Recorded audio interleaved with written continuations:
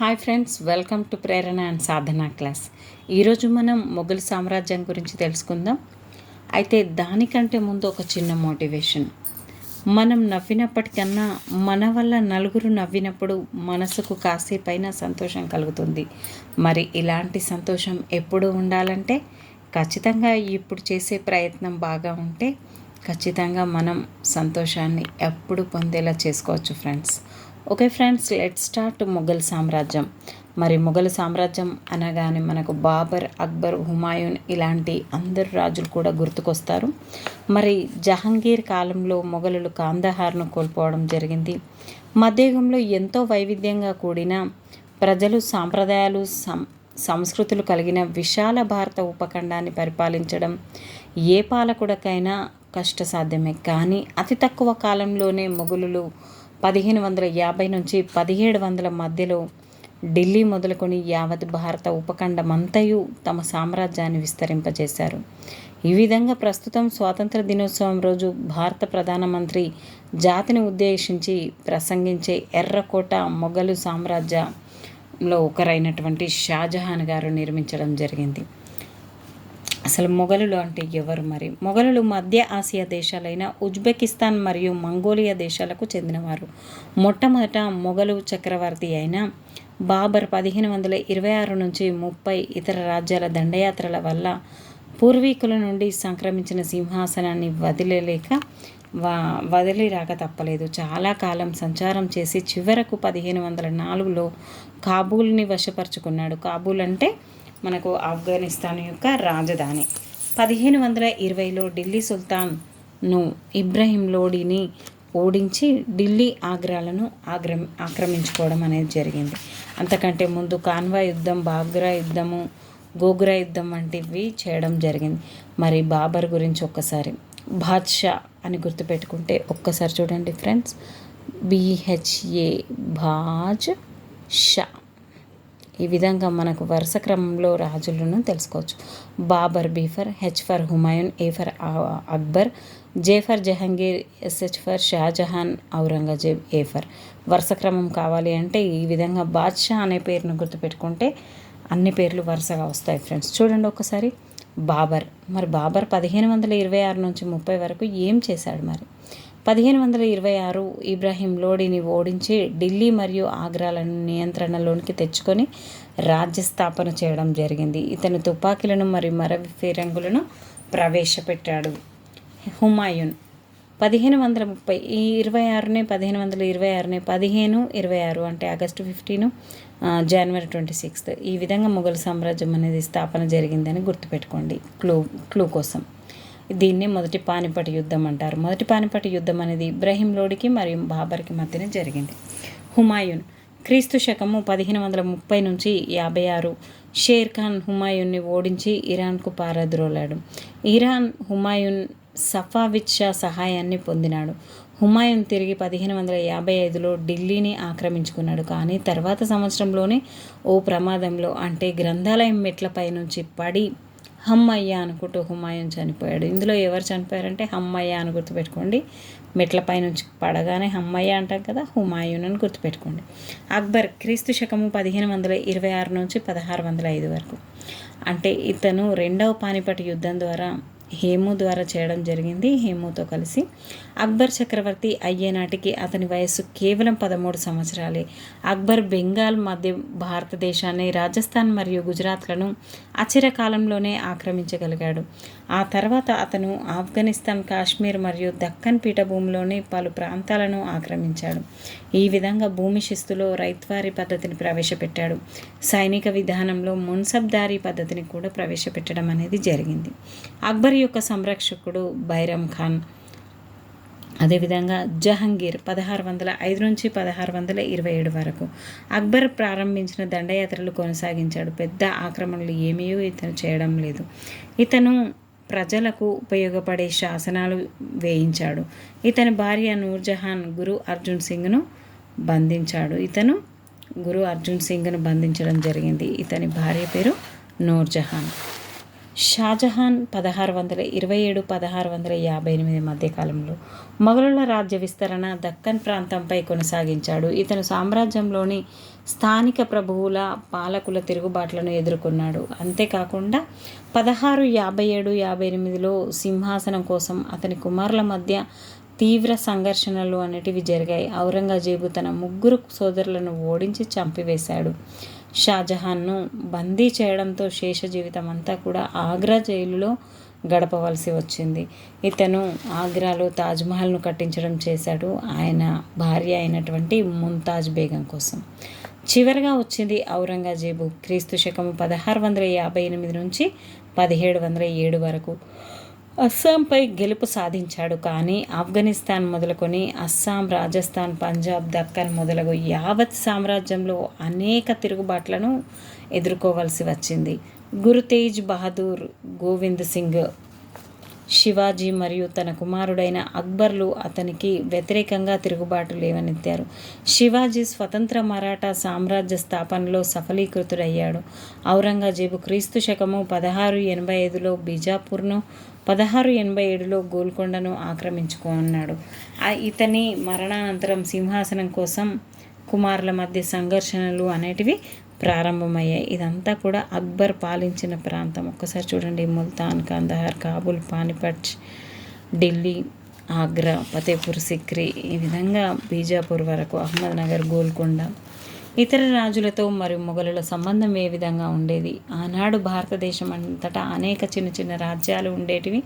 పాలకులు పాలిస్తుండేవారు. మొఘలు రాజ్య స్థాపనానంతరం వీరిపై పరిపాలనపరమైన నియంత్రణ సాధించారు. వీరు పూర్వ రాజ్యాల పరిపాలన కొనసాగించేందుకు రాజులకు అనుమతిని ఇవ్వడం జరిగింది. రెవెన్యూ శిస్తు వసూలు చేయించేవారు. సామ్రాజ్యంలోని రాజ్యాల మధ్య యుద్ధాల నివారణకు చక్రవర్తి ఎప్పుడూ తన సైన్యంతో సిద్ధంగా ఉండేవాడు. ఈ విధంగా చిత్తోడ్, సిసోడియా రాజపుత్రులు చాలా కాలం పాటు వీరి అధికారాన్ని గుర్తించలేదు.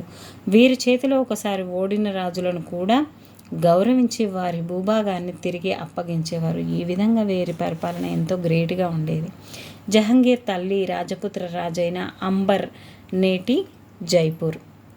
రాకుమార్తె షాజహాన్ తల్లి రాజపుత్రులైన జోధ్పూర్ యువరాణి.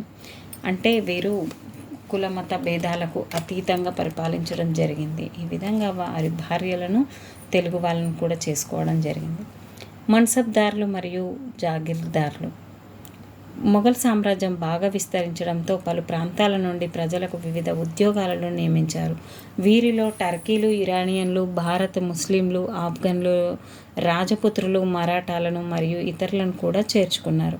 వీరందరికీ ఉద్యోగాలను కల్పించి మన్సబ్దారులుగా భర్తీ చేసుకొని సైనిక హోదా అనేది కల్పించడం జరిగింది. ఈ విధంగా వారు తమ బాధ్యతలను మున్సబ్దారులకు అప్పగించడం జరిగింది. కేవలం చక్రవర్తి అభిష్టం మేరకు నడుచుకునే విధంగా ఒక పరిపాలనా పద్ధతిని అభివృద్ధిపరిచారు. విజయనగర ప్రభువులు సామంతులుగా ఉన్న నాయక రాజులు అంటే అమరనాయకులు. అదేవిధంగా కాకతీయుల కాలంలో నాయంకర వ్యవస్థ ఉండేది. ఈ కాలంలో మున్సబ్దారీ వ్యవస్థ సేమ్ అదేవిధంగా కొనసాగించడం జరిగింది. మున్సబ్దారులు నిర్ణీత సంఖ్యలో గుర్రపు రౌతులను మరియు అశ్విక దళాన్ని పెంచి పోషించే బాధ్యతను కూడా కలిగి ఉన్నారు. ఒక మున్సబ్దారు కుమారుడు మున్సబ్దారు కాలేడు అంటే ఇది వంశపారంపర్యం అన్నది కాదన్నమాట. చక్రవర్తి మాత్రమే మున్సబ్దారు కుమారుడు మున్సబ్దారు కాగలడో లేదో నిర్ణయిస్తాడు. అంతేకాకుండా మున్సబ్దారు మరణానంతరం అతని యావత్ ఆస్తిని కూడా చక్రవర్తి జప్తు చేసుకునేవాడు. ఈ విధంగా మున్సబ్దారులు వారి జీతాలను జాగీర్ల నుండి వచ్చే ఆదాయాల నుండి తీసుకునేవారు. ఈ విధంగా విజయనగర కాలపు నాయంకర వ్యవస్థను పోలి ఉండడం జరిగింది. అక్బర్ కాలంలో ఈ జాగీర్లు కూడా మున్సబ్దారుల జీతానికి సరిపోయే విధంగా జాగ్రత్తగా లెక్కింపబడి నిర్ణయించబడేవి. ఔరంగజేబ్ పరిపాలనా కాలంలో మున్సబ్దారుల సంఖ్యను ఎక్కువగా పెంచినాడు. కానీ జాగీర్లను పొందడానికి చాలా కాలం వేచి ఉండాల్సి వచ్చింది. పర్యవసానంగా జాగీర్ల కొరత ఏర్పడేది. దీని ఫలితంగా చాలామంది జాగీర్దారులు వారికి జాగీరు లభించినప్పటికీ ఎంత వీలైతే అంత భారీగా వసూళ్లకు పాల్పడేవారు. ఔరంగజేబు చివరి దశలో ఈ అక్రమ వసూళ్లను ఆపలేకపోయాడు. ఫలితంగా రైతులు చాలా ఇబ్బందులకు గురి కావాల్సి వచ్చింది. జప్తు మరియు జమీందారు. మొఘలు పాలకులకు ప్రధాన ఆదాయ వనరు వ్యవసాయ ఉత్పత్తులపై వేయబడే పన్ను. అక్బర్ ఆర్థిక మంత్రి అయిన తోడర్మలు 1550 నుంచి 80 సంవత్సరాల మధ్యలో ఏ ప్రాంతం ఎంతవరకు పంటలు పండించడానికి యోగ్యమైనదో, ఏ ప్రాంతాల్లో ఏ పంటలు పండిస్తారో ఇవన్నీ కూడా తెలుసుకోవడం జరిగింది. రెవెన్యూ బ్లాకులుగా నియమించి ప్రతి బ్లాకుకు ప్రత్యేక శిస్తు పట్టిక ఏర్పాటు చేసి కట్టవలసిన పన్నులు నిర్ణయించాడు. ఈ రెవెన్యూ విధానాన్ని జప్తు అనేది అక్బర్ కాలంలో ఉంది. ఎక్కడైతే మొఘలుల పరిపాలనా అధికారులు సర్వే చేశారో అక్కడ ఈ పద్ధతి సాధ్యపడింది. కానీ గుజరాత్ మరియు బెంగాల్ లాంటి ప్రాంతాల్లో ఇది సాధ్యపడడం అనేది కాలేదు.